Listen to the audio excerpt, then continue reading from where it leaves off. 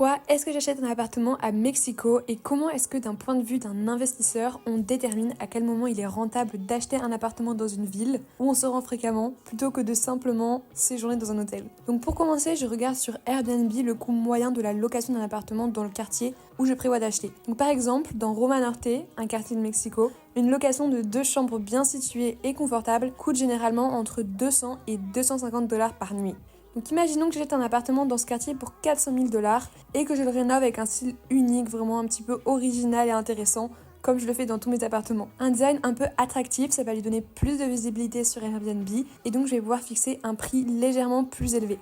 En moyenne, les appartements de ce quartier sont loués 75% du temps, mais étant donné que je suis influenceuse, je peux promouvoir mon appartement directement auprès de ma communauté et encourager les gens à le louer, ce qui m'apportera plus de réservations. Donc supposons que je puisse le louer à 300 $ par nuit avec un taux d'occupation de 95%. Après déduction des frais de nettoyage, d'entretien et aussi des taxes, mon bénéfice net serait d'environ 200 $ par nuit, donc 6 000 $ par mois.